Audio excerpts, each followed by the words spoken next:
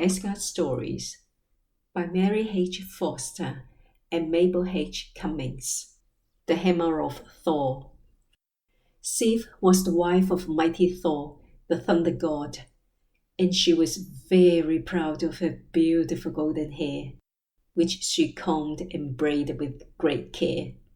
One morning, when she awoke, she was filled with grief and dismay to find that her lovely hair had been cut off in the night while she slept.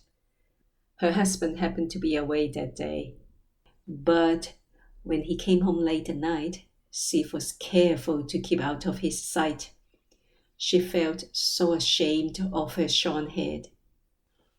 Thor, however, soon called for Sif, and when he saw what had been done to her, he was very angry.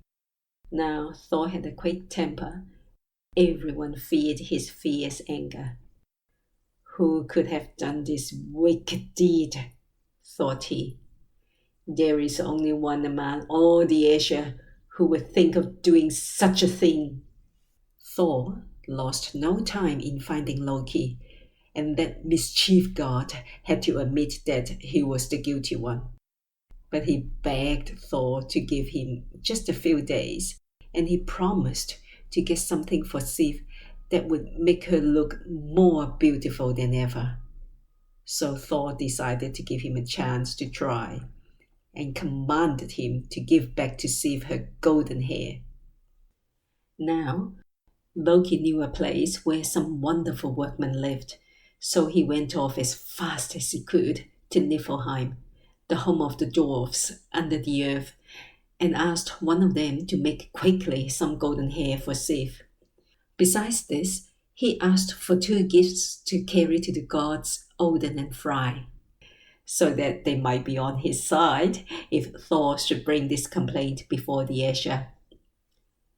Loki did not have to wait long before the dwarf brought him a quantity of beautiful hair spun from the finest golden thread. It had the wonderful power of growing just like real hair as soon as it touched anyone's head. Besides this, there was a spear for Odin, which never missed its aim, no matter how far it was thrown. And for Freyja, a ship that could sail through the air as well as the sea. Although it was large enough to hold all the gods and the horses, yet it could be folded so it was small enough to put in one's pocket. Loki was greatly pleased with these wonderful presents, and declared that this dwarf must be the most skillful workman of them all. Now, it happened that another dwarf named Brock heard him say this, and he told Loki that he was sure he and his brother could make more wonderful things than these. Loki did not believe that could be done, but he told Brock to try his skill. The Ægir should judge between them, and the one who should fail in the trial must lose his head. Then Brock called his brother Sindri, and they set to work at once. They first built a great fire, and Sindri threw into it a lump of gold. Then he told Brock to blow the bellows while he went out, and be sure not to stop blowing until he should come back.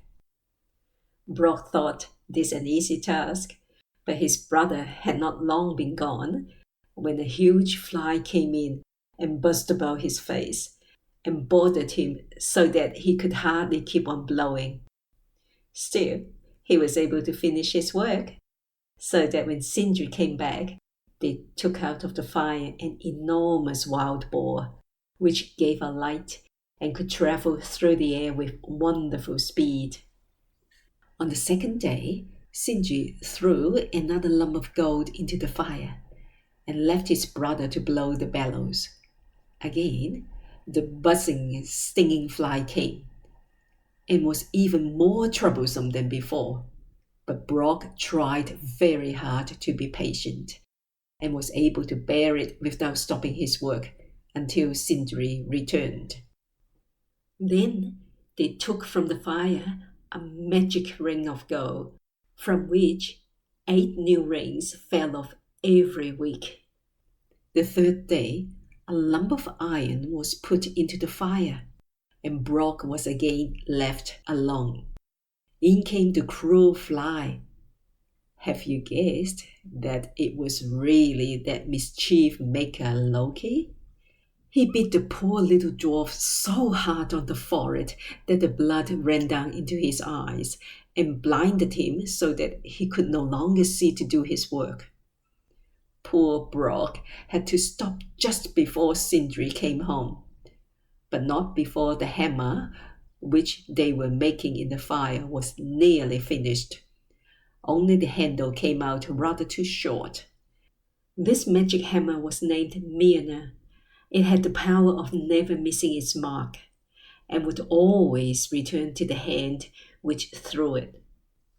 When Loki appeared at last before the Æsir, with the 2 dwarf brothers and the gifts, it was declared that they had made the finest things. For the hammer, which was given to Thor, would surely be most useful in keeping the giants out of Asgard. When Loki found that the judgment was against him, he started to run away. But Thor soon made him turn back by threatening to throw his hammer after him. Then Loki had to collect his wits and think of some way to escape losing his head.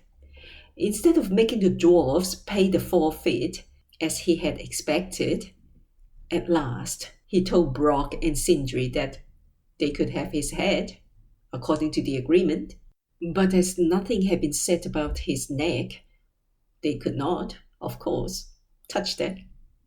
Thus, the wily Loki, by his wit, saved his life. End of chapter 5.